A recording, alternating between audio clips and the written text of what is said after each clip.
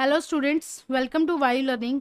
सो जैसा कि हम चैप्टर नंबर 2 पढ़ रहे हैं, sexual reproduction in flowering plant, जिसमें हम अभी तक मेल रिप्रोडक्टिव पार्ट के बारे में डिस्कस कर चुके हैं।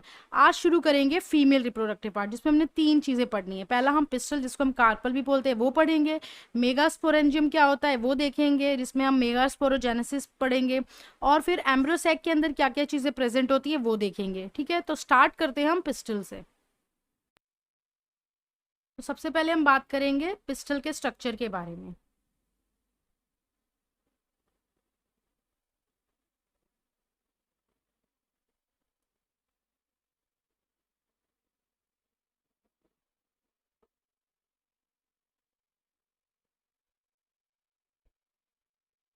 इस तरह से इसके 3 पार्ट्स हैं यहाँ पर। तो सबसे पहला जो ये ऊपर का पार्ट है, इसको हम बोलते हैं स्टिग्मा। सेकंड जो ये लॉन्ग सिलेंडर स्टॉक है, इसको हम बोलते हैं स्टाइल। और तीसरा ये जो बल्ज पोर्शन है, इसको हम बोलते हैं ओवरी। तो इस तरह से ये 3 जो मेन पार्ट है, ये क्या है, कार्पल और पिस्टल बना रहे हैं मिलके।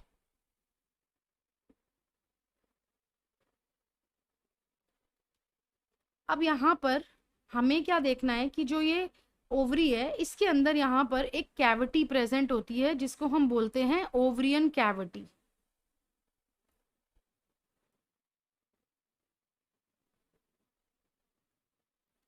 ये कैविटी है, इसको हम बोलते हैं ओवरियन कैविटी और लॉक्यूल। अब इस लॉक्यूल से जो है वो यहाँ पर एक रीजन रहता है, जिसको हम क्या बोलते हैं, प्लेसेंटा। इस प्लेसेंटा से एक स्टॉक निकलती है। ठीक है, प्लेसेंटा है, प्लेसेंटा से एक स्टॉक निकल रही है। और उस स्टॉक से क्या जुड़ा हुआ है, आपका ओव्यूल। स्टॉक से आपका जुड़ा हुआ है ओव्यूल।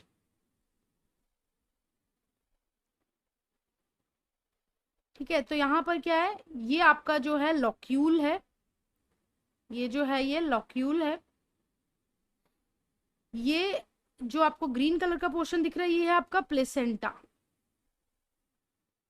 और फिर इससे जो है वो एक स्टॉक जुड़ी है, जिसको हम बोलते हैं, ये जो येलो कलर के, इसको हम बोलते हैं फ्यूनिकल। और इस फ्यूनिकल से क्या अटैच है, सर्कुलर स्ट्रक्चर, जिसको हम बोलते हैं ओव्यूल। अब हम आज की क्लास में इसके बारे में डिटेल में डिस्कशन करेंगे, ये ओव्यूल के बारे में, यानी ओव्यूल का पूरा स्ट्रक्चर क्या है वो हमें समझना है। तो अब पिस्टल में क्या क्या थ्योरी है वो भी देख लेते हैं। पिस्टल क्या रिप्रेजेंट कर रहा है, यानी गाइनोशियम बोलते हैं हम इसको। फ्लावर का जो फीमेल पार्ट है उसको हम क्या बोलते हैं, गाइनोशियम। मेल पार्ट को क्या बोलते हैं, एंड्रोशियम। ठीक है, यहाँ पर हम क्या बोल रहे हैं, इसको गाइनोशियम। अब इसके अंदर जो है वो 3 पार्ट्स थे। पहला था स्टिग्मा, दूसरा था स्टाइल, तीसरा था ओवरी। स्टिग्मा के ऊपर क्या हो रहा था, पोलर ग्रेन्स आकर लैंड हो रहे थे। स्टाइल क्या था, एक इलोंगेटेड सिलेंडर पार्ट था, बिल्कुल स्टिग्मा के नीचे प्रेजेंट था। बेजल जो बर्स्ट पोर्शन था, उसको हम क्या बोल रहे थे, ओवरी। अब बात करते हैं ओवरी के अंदर क्या था। ओवरी के अंदर ओवरियन कैविटी थी, जिसको हम क्या बोल रहे थे, लॉक्यूल। और वहीं पे प्लेसेंटा भी लोकेट था, कहाँ पे, ओवरियन कैविटी के अंदर ही। उससे एक स्टॉक निकल के आ रही थी, जिसको हम क्या बोल रहे थे, फ्यूनिकल। है ना। आगे देखेंगे जब स्ट्रक्चर, जब इसका पढ़ेंगे ओव्यूल का, उसमें फ्यूनिकल भी देखेंगे। अराइजिंग फ्रॉम द प्लेसेंटा क्या था, ओव्यूल और मेगास्पोरेंजिया। ओव्यूल को हम मेगास्पोरेंजिया भी बोलते हैं, ध्यान रखना। अब जो नंबर होता है ओव्यूल का, वो एक भी हो सकता है और उससे ज़्यादा भी हो सकता है। जैसे कि वीट, पैडी और मैंगो जो होते हैं, इनके अंदर ओव्यूल एक ही होता है। और वहीं पे पपाया, वाटरमेलन, ऑर्किड्स जो होते हैं, इनमें जो है वो ज़्यादा भी हो सकते हैं। अब जो गाइनोशियम होता है फ्लावर का, यानी जो फीमेल पार्ट होता है फ्लावर का, उसमें जो पिस्टल्स होते हैं, वो किसी फ्लावर के अंदर एक भी प्रेजेंट हो सकती है और किसी में एक से ज़्यादा भी प्रेजेंट हो सकती हैं। जिन फ्लावर के अंदर सिर्फ एक सिंगल पिस्टल प्रेजेंट होती है, उस कंडीशन को हम बोलते हैं मोनोकार्पलरी। और वहीं पर जहाँ पे एक से ज़्यादा पिस्टल्स प्रेजेंट होते हैं, उस कंडीशन को हम बोलते हैं मल्टी कार्पलरी। अब जहाँ मल्टी कार्पलरी कंडीशन होती है, वहां पे भी 2 तरह की कंडीशंस आएंगी, 2 टाइप्स आ जाएंगी। पहली आएगी सिन कार्पस और दूसरी आ जाएगी एपोकार्पस। सिन का मतलब हो गया फ्यूज्ड, बस इतना आप याद रखो। सिन मतलब फ्यूज्ड, एपो मतलब फ्री। एपो है तो फ्री है, सिन है तो फ्यूज्ड है, ऐसे आपको याद रहेगा। ठीक है, तो यहाँ पर मल्टी कार्पलरी के केस में सिनकार्पस और एपोकार्पस दो टाइप के पिस्टल्स आएंगे।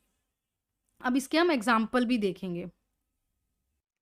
जैसे यहाँ पर ये जो फर्स्ट एग्जाम्पल हमें दिया हुआ है, ये किसका दिया हुआ है, पेपेवर। यहाँ पर जो कंडीशन है वो कैसी है, सिनकार्पस, यानी यहाँ पर जो है ये फ्यूज्ड है कार्पल्स, और यहाँ पर फ्री कार्पल्स हमें दिख रहे हैं, ये है मिखैलिया का। यहाँ पर जो है वो कार्पल कैसे हैं, फ्री, यानी यहाँ पर जो कंडीशन है वो कैसी हो गई, एपो। तो यहाँ पे एपोकार्पस कंडीशन है मिखैलिया में, और वहीं पर पेपावर के अंदर सिनकार्पस कंडीशन है। सब हम डिस्कस करेंगे स्ट्रक्चर ऑफ ओव्यूल।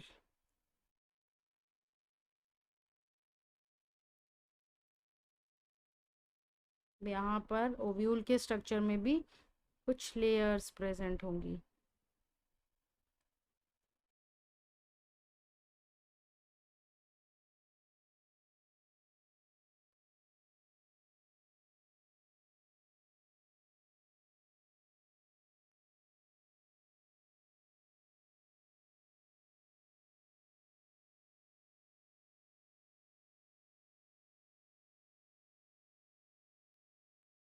यहाँ पे नीचे प्रेजेंट होगा प्लेसेंटा।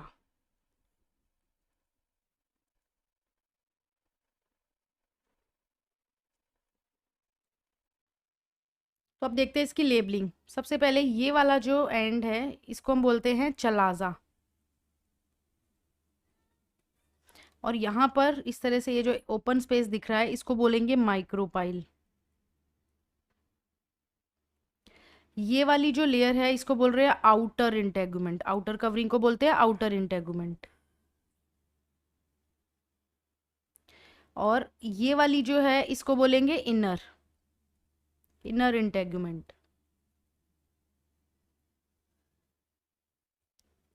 ये ग्रीन कलर का पोर्शन जो है प्लेसेंटा, और इससे जो जुड़ी हुई है उसको हम बोलेंगे फ्यूनिकल। ये जो रीजन है इसको बोलेंगे हम हाइलम,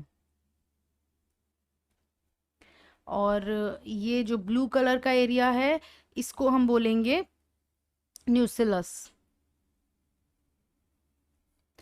ये जो पोर्शन है इसको बोलेंगे एम्ब्रियोसैक, एम्ब्रियोसैक। तो इस तरह से ये जो स्ट्रक्चर हो गया आपका एनाट्रोपस ओव्यूल का हो गया, यानी कि इस ओव्यूल में क्या है कि जो फ्यूनिकल है वो माइक्रोपाइलर एंड के पास में है। ठीक है, तो ये होगा आपका एनाट्रोपस ओव्यूल, यानी जितने भी ज्यादातर एंजियोस्पर्म्स में जो एनाट्रोपस ओव्यूल है उसी का स्ट्रक्चर देखने को मिलता है। तो यहाँ पर इस एनाट्रोपस ओव्यूल के स्ट्रक्चर में प्लेसेंटा तो हमें पता है क्या होता है, ठीक है, और फिर फ्यूनिकल, फ्यूनिकल क्या होती है, ये स्टॉक है जहाँ से प्लेसेंटा और ऊपर से ओव्यूल अटैच है। अब फ्यूनिकल और ओव्यूल जहाँ पे अटैच है एक दूसरे से, उस उधर एक जंक्शन और एक पॉइंट प्रेजेंट है, उस पॉइंट को हम बोलते हैं हाइलम। ठीक है, ये जो स्पेस है इसको हम बोल रहे हैं माइक्रोपाइल, यानी कि ये जो माइक्रोपाइल है यहाँ से जो है वो पोलन जो है वो एंट्री लेते हैं, और इस माइक्रोपाइलर एंड के जस्ट अपोजिट एक एंड होता है उसको हम बोलते हैं चलाजा। ये बेजल पार्ट होता है ओव्यूल का। बाकी इंटेगुमेंट्स क्या है, प्रोटेक्शन है, मतलब प्रोटेक्टिव कवरिंग है ओव्यूल की। एक आउटसाइड वाली है उसको आउटर इंटेगुमेंट बोल रहे हैं, और जो अंदर साइड पे प्रेजेंट है उसको हम इनर इंटेगुमेंट बोल रहे हैं। और फिर यहाँ पर जो है ये न्यूसिलस, बहुत सारे सेल्स जो हैं प्रेजेंट होते हैं इस न्यूसिलस में। ठीक है, ये मिलके न्यूसिलस बना रहे हैं सारे सेल्स। और न्यूसिलस जो रहता है इसके अंदर बहुत ज़्यादा फूड मटेरियल, रिजर्व फूड रहता है, और फिर अंदर जो है वो किसका डेवलपमेंट होता है, एम्ब्रियो सैक का। तो इस तरह से ये पूरा जो आपका है स्ट्रक्चर हो जाता है किसका, मेगास्पोरेंजियम और ओव्यूल। तो ओव्यूल क्या है, एक स्मॉल स्ट्रक्चर है जो प्लेसेंटा से जुड़ा है, किसकी हेल्प से, एक स्टॉक की हेल्प से। उस स्टॉक को हम क्या बोलते हैं, फ्यूनिकल। अब क्या हो रहा है, ओव्यूल जो है फ्यूनिकल से अटैच है, ठीक है, लेकिन एक पॉइंट ऐसा है जहां पे ओव्यूल और फ्यूनिकल दोनों आपस में फ्यूज हो रहे हैं, उस जंक्शन को, उस रीजन को हम क्या बोलते हैं, हाइलम बोलते हैं। ठीक है, तो हाइलम क्या रिप्रेजेंट करता है, junction between ovule and funicle. अच्छा, ओव्यूल के सराउंडिंग मतलब जो है ओव्यूल को कवर करने वाली जो है वो दो प्रोटेक्टिव कवरिंग्स भी प्रेजेंट है, उनको हम क्या बोल रहे हैं, इंटेगुमेंट। आउटर और इनर दो इंटेगुमेंट प्रेजेंट होती हैं। अच्छा, इंटेगुमेंट क्या कर रही हैं, न्यूसिलस को कवर करके रख रही हैं, ठीक है। लेकिन सिर्फ एक पॉइंट ऐसा है जहां पे इंटेगुमेंट प्रेजेंट नहीं है, उस एंड को हम क्या बोलते हैं, माइक्रोपाइलर एंड। और माइक्रोपाइल के जस्ट अपोजिट साइड पे एक और एंड प्रेजेंट है, उसको हम क्या बोलते हैं, चलाजा। चलाजा क्या है, बेजल पार्ट है ओव्यूल का, ठीक है। तो यहाँ पर न्यूसिलस की बात आ गई, तो देख लिया हमने न्यूसिलस क्या है कि इंटेगुमेंट्स जो हैं उनके अंदर जो है वो क्या प्रेजेंट है, न्यूसिलस प्रेजेंट है। न्यूसिलस में बहुत सारे रिजर्व फूड मटेरियल प्रेजेंट है न्यूसिलस के अंदर। और न्यूसिलस के भी जो अंदर है वो क्या प्रेजेंट है, फीमेल गैमेटोफाइट। न्यूसिलस में रिजर्व फूड मटेरियल प्रेजेंट है और न्यूसिलस के भी अंदर क्या प्रेजेंट है, एम्ब्रियो सैक और फीमेल गैमेटोफाइट। तो इस तरह से ये सारी जो चीजें हैं ये मिलके क्या बना रही है, ओव्यूल। सो हमने क्या देखा, मेगास्पोरेंजियम का स्ट्रक्चर देखा, ठीक है। अब हम क्या देखेंगे, मेगास्पोरोजेनेसिस को पढ़ते हैं। लेकिन मेगास्पोरोजेनेसिस को समझने के लिए हमें ये वाला पार्ट लेना पड़ेगा, न्यूसिलस, ठीक है। तो यहां पर हम ले रहे हैं न्यूसिलस को। न्यूसिलस के अंदर क्या प्रेजेंट है, सेल्स प्रेजेंट है। ये हमने पढ़ा है कि न्यूसिलस के अंदर सेल्स प्रेजेंट है। एम्ब्रियो सैक का फॉर्मेशन जो है वो हम आगे पढ़ेंगे, लेकिन कैसे होगा उसके लिए हमें मेगास्पोरोजेनेसिस पहले समझनी पड़ेगी। अब मेगास्पोर ये जो आपका न्यूसिलस है, इसके जो पास में माइक्रोपाइलर वाला जो रीजन है, ठीक है, यानी ये वाला रीजन जिसको हम माइक्रोपाइल बोलते हैं, ये वाला जो रीजन है, यहाँ पर जो सेल प्रेजेंट होंगे इनमें से कोई एक सेल जो है वो क्या करेगा, डिफ्रेंशिएट हो जाएगा, यानी अपनी एक स्पेसिफिक आइडेंटिटी बना लेगा और क्या बन जाएगा, MMC, यानी megaspore mother cell. Micropylar region के पास में न्यूसिलस के अंदर एक कोई सेल जो होगा वो डिफ्रेंशिएट हो जाएगा और क्या बनाएगा, MMC, that is megaspore mother cell. अब ये जो मेगास्पोर मदर सेल है ये भी क्या करेगा, मेयोसिस, ये मेयोसिस करेगा और दो मेगास्पोर बनाएगा, यानी मेगास्पोर डायड बनाएगा। ये मेगास्पोर डायड। और फिर जब मेयोसिस कंप्लीट हो जाएगी तो ये हमें 4 सेल देगा और ये बन जाएगा मेगास्पोर टेट्राड, मेगास्पोर टेट्राड, ठीक है। तो क्या हुआ, यहां पर मेगास्पोर मदर सेल से मेगास्पोर का फॉर्मेशन हो रहा है थ्रू मेयोसिस, और इस प्रोसेस को ही हम क्या बोलते हैं, मेगास्पोरोजेनेसिस। यानी न्यूसिलस के अंदर जो सेल्स थे उनमें से एक सेल जो माइक्रोपाइलर रीजन के पास में था वो डिफ्रेंशिएट हो गया और उसने अपनी एक आइडेंटिटी बना ली। क्या बनाया उसने, मेगास्पोर मदर सेल। और उस मेगास्पोर मदर सेल ने मेयोसिस करके मेगास्पोर का फॉर्मेशन कर दिया, जिसको हम बोलते हैं मेगास्पोरोजेनेसिस। अभी हमने क्या देखा कि न्यूसिलस के अंदर जो सेल थे उन्होंने किस तरह से मेगास्पोर मदर सेल से मेगास्पोर का फॉर्मेशन किया, ठीक है। अब हम देखेंगे कि किस तरह से न्यूसिलस के अंदर एम्ब्रियो सैक का फॉर्मेशन फिर कैसे होगा, ठीक है। तो अभी हमें यह समझ में आ गया कि मेगास्पोरोजेनेसिस क्या होती है। तो इसकी डेफिनेशन क्या है, the process of formation of megaspore from the megaspore mother cell is called megasporogenesis. ये हो गई इसकी डेफिनेशन। और क्या देखा हमने मेगास्पोरोजेनेसिस में कि ओव्यूल्स क्या करते हैं, वो डिफ्रेंशिएट कर रहे हैं किसमें, MMC में, यानी एक वो सिंगल मेगास्पोर मदर सेल बना देंगे। कहाँ पे, जो माइक्रोपाइलर रीजन है न्यूसिलस का वो वाला। अब ये जो MMC है ना, मेगास्पोर मदर सेल है, ये क्या है, एक लार्ज सेल है जिसके अंदर इसका साइटोप्लाज्म काफी डेंस है और इसमें न्यूक्लियस प्रेजेंट है। और ये MMC क्या कर रहा है, म्योटिक डिवीजन कर रहा है और क्या बना रहा है, 4 मेगास्पोर। तो इस तरह से ये हो जाएगी आपकी मेगास्पोरोजेनेसिस। तो अब हम पढ़ेंगे फीमेल गैमेटोफाइट के बारे में और जिसको हम एम्ब्रियो सैक भी बोलते हैं। अब क्या हुआ था कि जैसे हमारे पास 4 मेगास्पोर बन रहे थे, मेगास्पोर मदर सेल से 4 मेगास्पोर का फॉर्मेशन हो रहा था, यानी मेगास्पोर टेट्राड बन रहा था। तो ये जो 4 मेगास्पोर बन रहे थे इनमें से जो 3 होंगे वो क्या होंगे, डीजनरेट हो जाएंगे, यानी 3 मेगास्पोर डीजनरेट, 3 डीजनरेट कर जाएंगे। और जो एक होगा वो फंक्शनल रहेगा, यानी सिर्फ एक मेगास्पोर फंक्शनल रहेगा।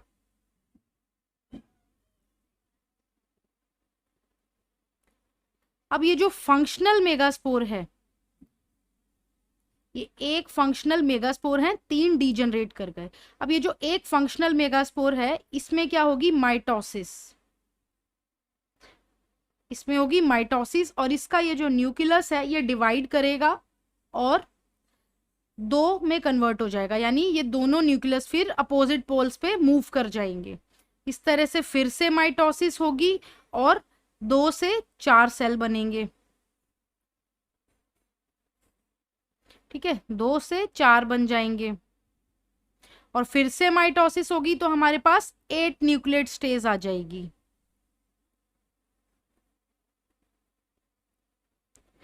यानी यहां पर 8 न्यूक्लियस बन गए। तो क्या हो रहा है यहाँ पर कि जो एक फंक्शनल मेगास्पोर है उसमें माइटोसिस हो रही है और उसका न्यूक्लियस डिवाइड कर रहा है, फिर उसके बाद 2 बना रहा है, फिर से माइटोसिस हो रही है, 4 बन रहे हैं, फिर 4 के बाद फिर से माइटोसिस हो रही है और हमारे पास ऐसे टोटल 8 न्यूक्लियस बन रहे हैं।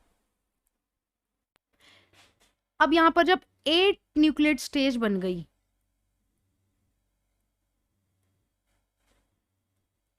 8 न्यूक्लियर स्टेज बन गई, तो यहां पर हम क्या देख रहे हैं कि ये जो न्यूक्लियर डिविजन्स हैं ये फ्री हैं। न्यूक्लियर डिविजन्स कैसे हैं, फ्री न्यूक्लियर डिविजन्स हैं। अब ये फ्री न्यूक्लियर डिवीजन का मतलब क्या हुआ कि यहां पर होता क्या है कि एक न्यूक्लियस डिवाइड हुआ, उसके बाद सेल वॉल फॉर्मेशन हुआ, एक फिर अगला डिवाइड हुआ, उसके बाद सेल वॉल फॉर्मेशन हुआ। पर यहाँ पर क्या है, इतने सारे न्यूक्लियस डिवाइड कर चुके हैं लेकिन हर डिवीजन पे सेल वॉल फॉर्मेशन नहीं हुई है। इसका मतलब इस डिवीजन को हम क्या बोलेंगे, फ्री न्यूक्लियर डिवीजन। मतलब जब न्यूक्लियस डिवाइड कर रहा है तब उसके तुरंत बाद सेल वॉल नहीं बन रही है, पहले सारे न्यूक्लियस डिवाइड कर चुके हैं। अब इसके बाद क्या होगा कि इसमें से 8 न्यूक्लियस हैं, 8 में से 6 न्यूक्लियस जो होंगे ये करेंगे सेल वॉल का फॉर्मेशन और ऑर्गेनाइज हो जाएंगे किसमें, सेल्स में।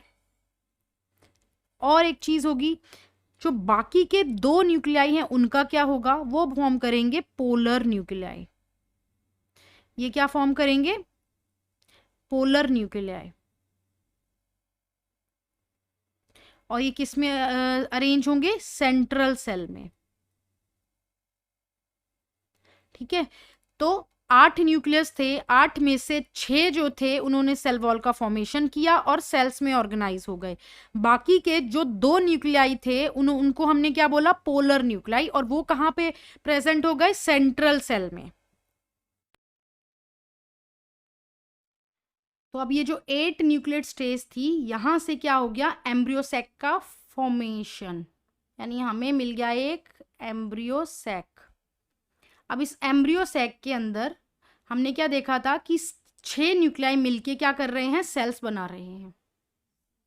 तो 3 सेल इस एरिया में प्रेजेंट है और इनके ये 3 न्यूक्लियस, 3 सेल इस एंड पे प्रेजेंट है और इसके ये तीनों न्यूक्लियस। वहीं पर यहां पर एक और सेल प्रेजेंट है,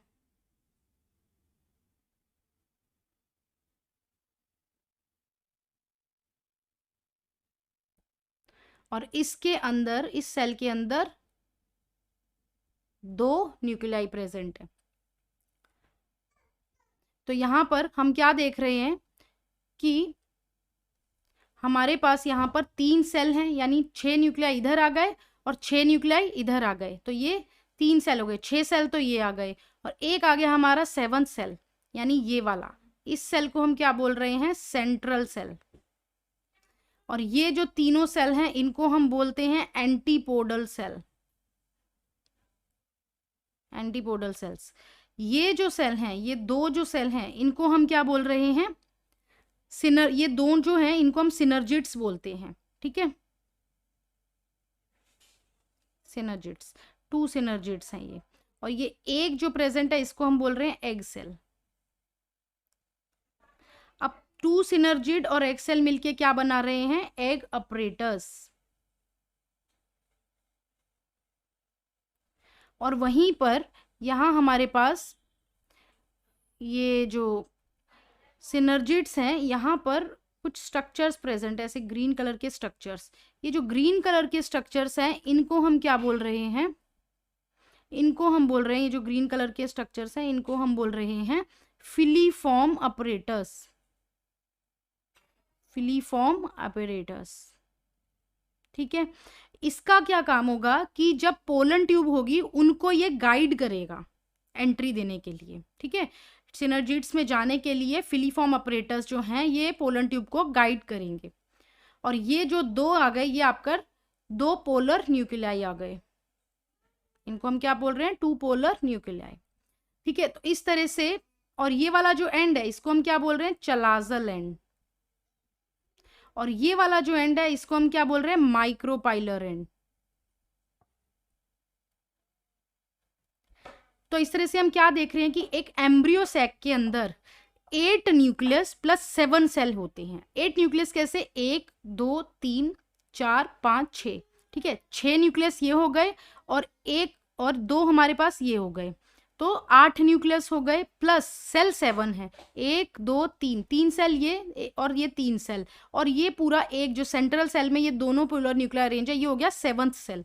तो यानी यहाँ पे स्टेज कैसी हो गई, 8 न्यूक्लिएट 7 सेल स्टेज। ये मिलकर क्या बना रहे हैं, हमारा एम्ब्रियो सैक।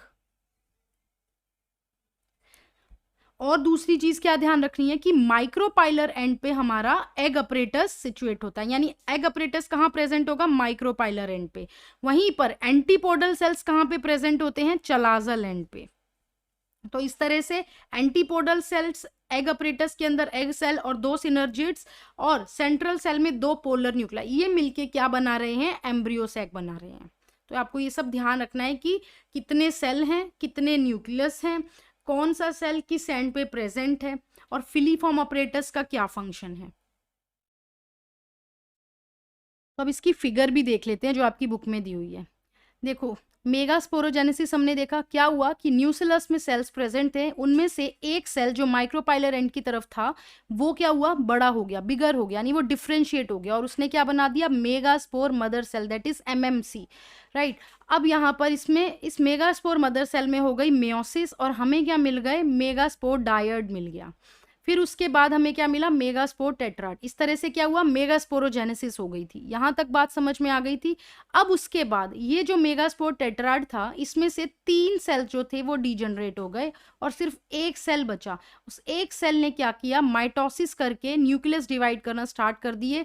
तो 2 से फिर 4, 4 से फिर 8 न्यूक्लियस बन गए और फिर इस तरह से ये 8 न्यूक्लियेट स्टेज जो थी ये अरेंज हो गए सेल। और इन्होंने फिर फाइनली क्या बना के दिया हमें, एम्ब्रियो सैक, जिसमें हमने देखा कि जो माइक्रोपाइलर एंड है यहाँ पर 3 सेल हैं, एग सेल, 2 सिनर्जिड्स, ठीक है, और उसके अंदर फिलीफॉर्म अपरेटस प्रेजेंट है। तो यहाँ पर 3 सेल जो है वो माइक्रोपाइलर एंड की तरफ और बाकी के 3 सेल जो हैं वो चलासल एंड की तरफ आ गए।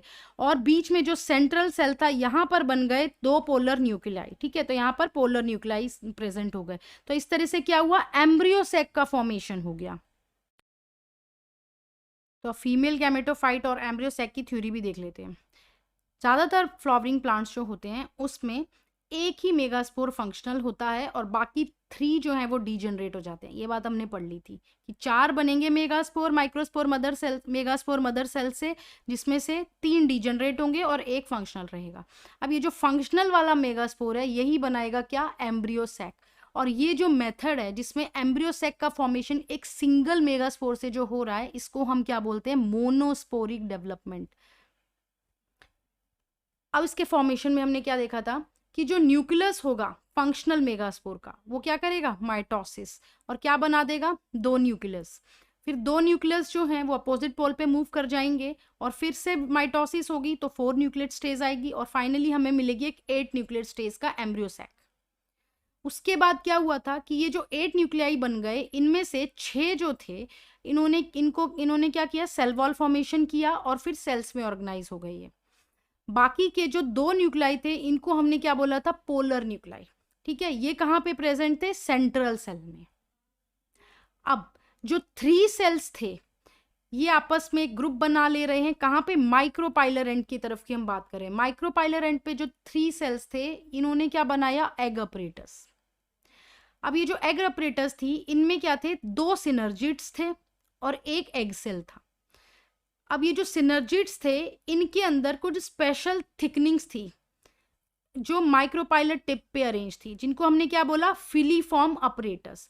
ये फिलीफॉर्म अपरेटस का फंक्शन क्या है कि ये पोलन ट्यूब को गाइड करते हैं सिनर्जिड में जाने के लिए। अब बात करते हैं एंटीपोडल सेल्स के बारे में। 3 सेल जो थे वो चलाजल एंड की तरफ थे और इन सेल्स को हमने क्या बोला था, एंटीपोडल सेल।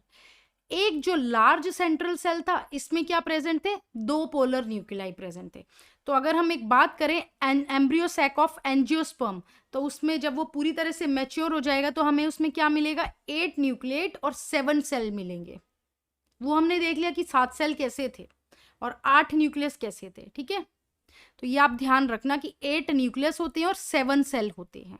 7 सेल, जो सेंट्रल सेल है उसमें 2 पोलर न्यूक्लियाई, एक सेल वो हो गया, और बाकी एंटीपोडल के सेल्स जो हैं वो 3 हो गए, और बाकी एग अपरेटस में जो 3 सेल हैं वो हो गए। तो इस तरह से 7 सेल हैं और न्यूक्लियस जो है वो 8 हो गए। कैसे 8 हो गए, सेंट्रल सेल में जो 2 पोलर न्यूक्लियाई हैं उनको भी हम गिन लेंगे। तो इस तरह से 8 न्यूक्लियट 7 सेल स्टेज हो जाएगी। तो स्टूडेंट्स, आज की क्लास में हमने जो पूरा फीमेल रिप्रोडक्टिव पार्ट था, जिसमें हमने सबसे पहले क्या देखा था, पिस्टल और कार्पर का स्ट्रक्चर देखा था। उसके अंदर हमने ओवरी में ओव्यूल यानी जो मेगास्पोरेंजियम है उसको हमने समझा कि उसमें किस तरह से जो है वो आउटर इंटेगुमेंट, इनर इंटेगुमेंट्स, ठीक है, माइक्रोपाइल, चलाजा, ये सब हमने देखा। और साथ में हमने फिर देखा कि जो न्यूसिलस है, न्यूसिलस से किस तरह से मेगास्पोर मदर सेल बन रहा है और उस मेगास्पोर मदर सेल से कैसे मेगास्पोरोजेनेसिस हो रही है, यानी मेगास्पोर्स का फॉर्मेशन हो रहा है। उन मेगास्पोर से फिर किस तरह से एम्ब्रियो सैक का डेवलपमेंट होता है, ठीक है। ये सारा प्रोसेस हमने देख लिया। तो इस तरह से आपका ये फीमेल रिप्रोडक्टिव पार्ट कंप्लीट हो जाता है। नेक्स्ट क्लास में पढ़ेंगे पॉलिनेशन। अगर वीडियो पसंद आए तो लाइक शेयर सब्सक्राइब जरूर करें। Thank you.